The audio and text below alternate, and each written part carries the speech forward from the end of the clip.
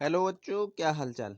मैं लेकर आया हूँ आपके लिए जीव विज्ञान का चैप्टर नंबर 2, जीवों का वर्गीकरण। ठीक है ना, जीवधारियों का वर्गीकरण कह दो या जीवों का वर्गीकरण कह दो। डे 2, ठीक है ना, डे 2। देखो, प्राकृतिक में निम्नलिखित में से किसकी सार्वभौमिक जाति पाई जाती है। ठीक है, CBSE AIPMT 2011 का क्वेश्चन है ये। तो सर्वाधिक किस में पाई जाती है जाति प्राकृतिक में, तो सबसे ज्यादा कीट पाए जाते हैं। इस प्राकृतिक में सबसे ज्यादा कीट पाए जाते हैं। ठीक है, तो चलते हैं दूसरे क्वेश्चन की तरफ। सजीवों का मुख्य लक्षण है, सजीवों का मुख्य लक्षण क्या है, ये कल की क्लास में भी आपने देखा होगा। तो वो है जीव द्रव्य। ठीक है, जीव द्रव्य नहीं तो वो जीव नहीं। ठीक है, देखिए, सजीवों के वातावरण के संबंधों का अध्ययन कहलाता है। सजीवों के वातावरण का के साथ संबंधों का अध्ययन कहलाता है। वो क्या कहलाता है, परिस्थितिकी। ठीक है, परिस्थितिकी। ठीक है, कोई ज्यादा भारी क्वेश्चन नहीं होते, समझ में आता है तो हमें। ठीक है, परिस्थितिकी। कुछ विषाणु जीवाणु जनित रोग ठीक कर देते हैं क्योंकि उनमें पाया जाता है, क्या पाया जाता है, फेज प्रक्रिया। ठीक है, फेज प्रक्रिया पाया जाता है, तो वो ठीक कर देते हैं। ठीक है,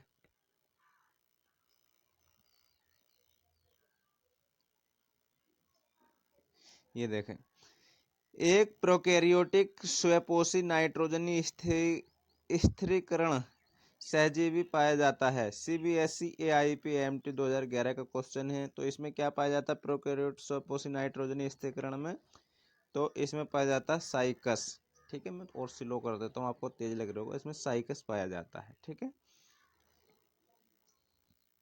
देखिए, संघ प्रोटोफाइटा के अंतर्गत सम्मिलित है। कौन, वी। ठीक है, विषाणु, नीलहरि शैवाल, जीवाणु और सीक्रेटसिया। ठीक है,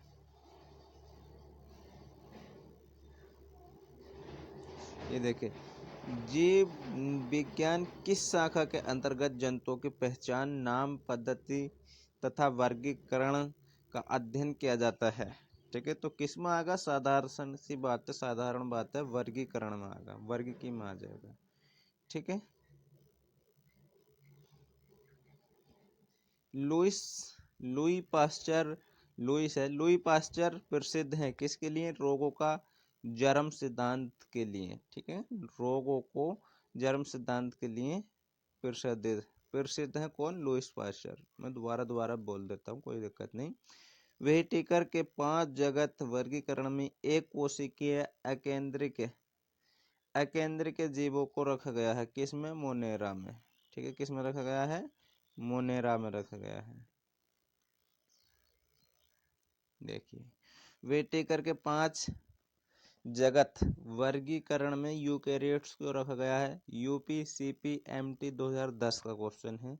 तो किस में रखा गया है, 5 को, पांचों में से 4 जगतों में रखा गया है। पांचों में से 4 जगतों में रखा गया है। विषाणु के लिए निम्न में से कौन सा कथन सत्य नहीं है। ठीक है, ये गलत बोझ रहा है, सत्य नहीं है। तो देखो, इन्हें शर्करा युक्त माध्यम में उगाया जाता है, ये गलत है, शर्करा युक्त माध्यम में नहीं उगाया जाता। देखिए, थर्मोकोकस, मेथेनोकोकस तथा मेथेनोबैक्टीरियम किसके उदाहरण हैं। CBSE AIPM 2008 का क्वेश्चन है। तो इसमें क्या आ जाएगा, देखिए सबसे पहले। ठीक, तो हमारा जो क्वेश्चन हो जाएगा, जीवाणुओं के जिनका DNA शिथिल होता है अथवा सकारात्मक रूप से अधिकुंडलित होता है, लेकिन जिसमें एक कोशिका कंकाल और साथ ही माइटोकॉन्ड्रिया भी होता है। ठीक है ना, इतना बड़ा क्वेश्चन है ये। जीवाणु जीवाणु नहीं, विषाणुओं में निम्न में से किसका अभाव होता है, किसका अभाव होता है। ठीक है, तो इनमें क्या है, किसका अभाव, कोशिका भित्ति का, कोशिका झिल्ली का, कोशिका द्रव्य का और इन सभी का। तो आंसर हमारा हो जाएगा इन सभी का। ठीक है ना, इनमें सभी चीज होती है, कोशिका भित्ति भी, कोशिका झिल्ली भी, कोशिका द्रव्य भी और इन सभी। ठीक है, आंसर डी हो जाएगा आंसर बी। अल्फा टैक्सोनॉमी का अध्ययन किस पर आधारित है? अल्फा टैक्सोनॉमी का, तो इसका आंसर हो जाएगा उत्पत्ति एवं विकास की विविधता का वर्गीकरण पर। ठीक है।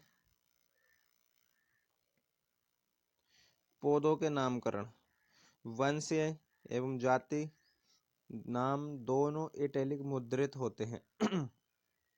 इटैलिक मुद्रित होते हैं। देखिए, निम्न में से टैक्सोन कौन सा है? ब्रेसिकेसी। ठीक है, टैक्सोन कौन है? ब्रेसिकेसी।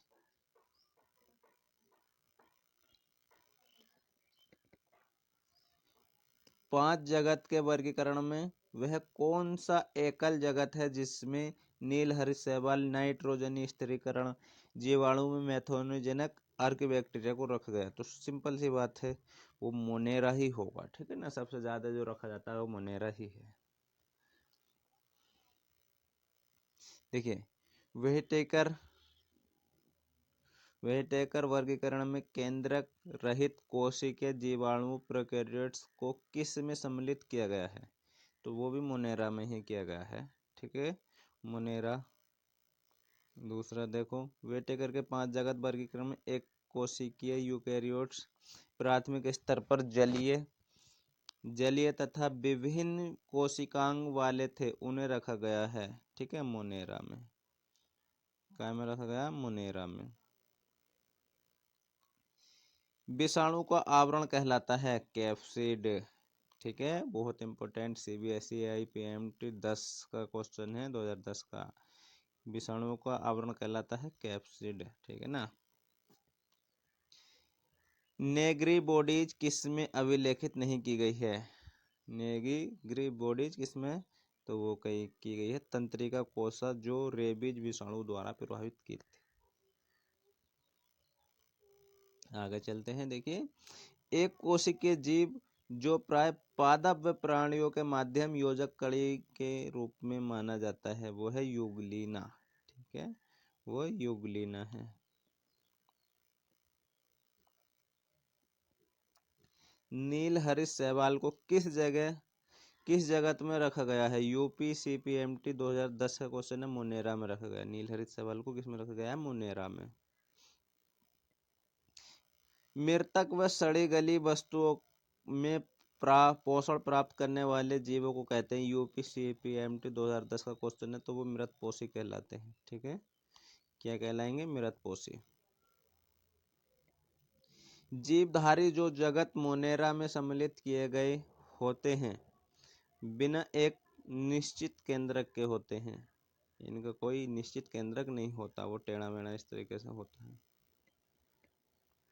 वैज्ञानिक जिसने एक कोशिकीय पादप प्राणी दोनों के लिए प्रोटिस्टा समूह बनाया है, वो हैकल है। ठीक है, वो कौन है? हैकल साहब है। यूकैरियोट व प्रोकैरियोट में मुख्यतः विभेद किस पर आधारित है? इन सभी पर है, यानी केवल केंद्रक पर, केवल कोशिकांग पर, केवल गुणसूत्र पर, इन सभी पर है। ठीक है ना।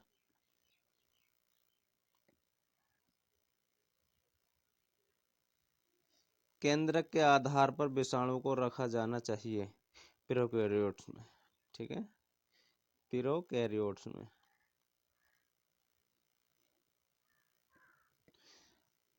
अब पंख फफूंदी मिक्सोमाइसिटीज का थैलासाब पिंड क्या कहलाता है? सीबीएसई एआईपीएमटी 2010 का क्वेश्चन है, तो इसमें प्लाज्मोडियम कहलाएगा। क्या कहलाएगा? प्लाज्मोडियम। पादप संपोषण निम्न में से पाया जाता है? एंट अमीबा में। एंट अमीबा में, एक मिनट, गलत भी हो सकता है, एंट अमीबा नहीं। ठीक है ना, ये यूग्लिना होगा। क्या होगा? यूग्लिना। आगे चलते हैं। प्रोकैरियोट्स में आनुवांशिक पदार्थ होता है? एम्स का क्वेश्चन 2005 का। एम्स देखो, वृत्ताकार डीएनए प्लस हिस्टोन का अभाव होता है। वह प्रोटिस्टा जिसमें प्रत्येक विभाजन से कोशिका अमापन कम होता है हो जाता है वो क्या हुआ? अपभंग कवक। डायटम्स किससे संबंधित हैं? डायटम्स किससे संबंधित हैं? तो ये हो जाएगा बी, क्राइसोफाइटस से। क्राइसोफाइटस से। प्रोटिस्टा में सम्मिलित किए गए हैं कौन? एक कोशिकीय यूकेरियोट्स।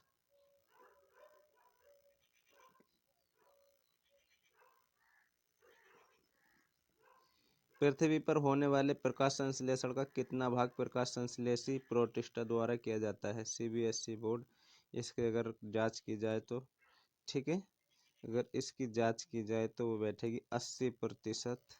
ठीक है, बी आंसर हो जाएगा। प्रोटिस्टा में पाई जाने वाली जीवन शैली होती है। प्रोटिस्टा में पाई जाने वाली जीवन शैली होती है कवक जैसी, पादपों जैसी, प्राणियों जैसी, यानी कि इनमें से कोई नहीं।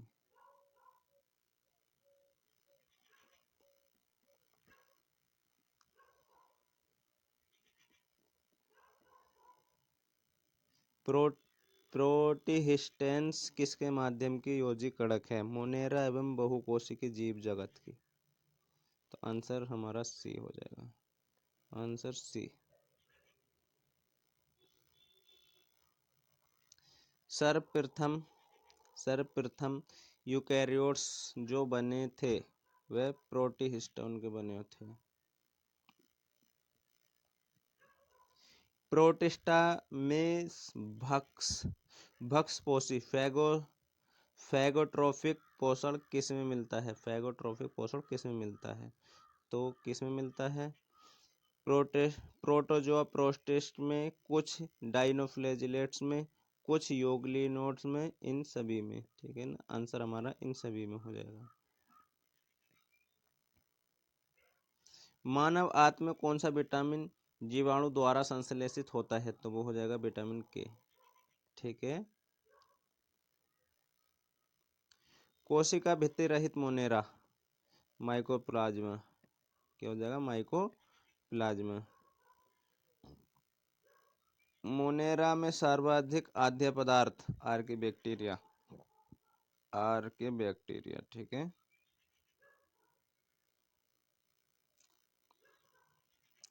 डाइटम्स में संचित खाद्य पदार्थ है पैरामाइलोन। क्या है? पैरामाइलोन।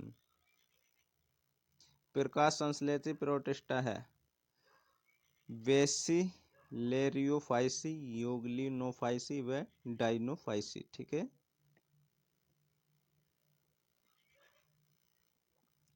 कवक प्राणी है स्लाइम मोड। कवक प्राणी है स्लाइम मोड। अपघटन प्रोटिस्टा स्लाइम मोड्स। कुछ स्लाइम मोड्स में वर्णक पाया जाता है एंथ्रेसीन। उपभोक्ता अपघटक प्रोटिस्टा में किस समय भित्ति दिखाई देती है? बीजाणु अवस्था में।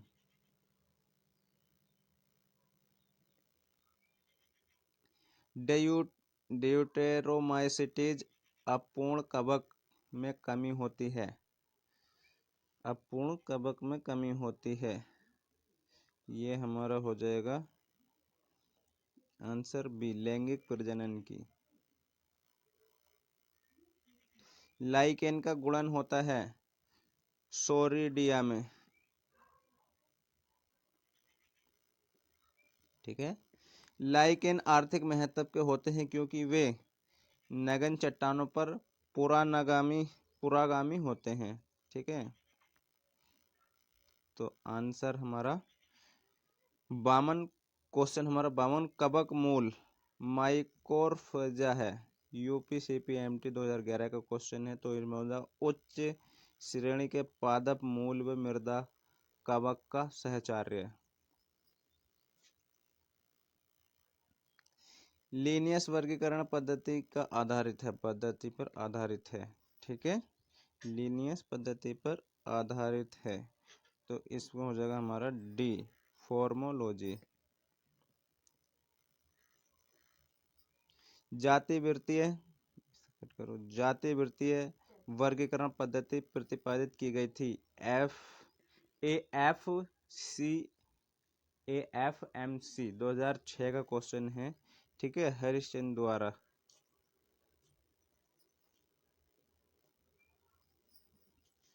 देखो क्वेश्चन नंबर 55, टोटोनिम है, ठीक है, वंश व जाति का समान नाम टोटोनिम है। जाति शब्द किसके द्वारा दिया गया था? जॉन रे के। जाति शब्द जॉन रे के द्वारा दिया गया था। जातियां जो विभिन्न भौगोलिक क्षेत्रों में वितरित रहती हैं वह कहलाती हैं, क्या कहलाती हैं वो? ठीक है, डी, एलोट्रोफिक जातियां। एलोट्रोफिक जातियां। दो या अधिक जातियां जो एक या अधिक भौगोलिक क्षेत्रों में विस्तृत होती हैं, AFMC 2006 का क्वेश्चन है, तो वो एलोट्रोफिक, ठीक है, अभी देखा था एलोट्रोफिक। न्यू सिस्टमेटिक्स शब्द दिया था जूलियन हैकले द्वारा। एक जीवाणु कोशिका हर 35 मिनट बाद विभाजित होती है यदि एक संवर्धन जिसमें प्रति मिलीलीटर जीवाणु कोशिकाओं की संख्या 10⁵ है तो इसके बाद 75 मिनट बाद जीवाणु कोशिकाओं की संख्या प्रति मिलीलीटर कितनी होगी? ठीक है, कितनी होगी? तो ये क्वेश्चन हमारा डी हो जाएगा, 32 × 10⁵ मिलीलीटर। ठीक है, आखिरी क्वेश्चन हमारा हो गया, इंटरफेरोन है। इंटरफेरोन यानी कि कम अणुभार वाला प्रोटीन जो वायरस का जनन को रोकता है। तो ठीक है बच्चों, ये हमारा लास्ट हुआ। तो आपको क्लास अच्छी लगी हो तो चैनल को सब्सक्राइब करो, और आपके लिए थैंक यू। ठीक है, और शेयर करो और क्लास पढ़ते रहो ऐसे ही बच्चों। तो टाटा, थैंक यू।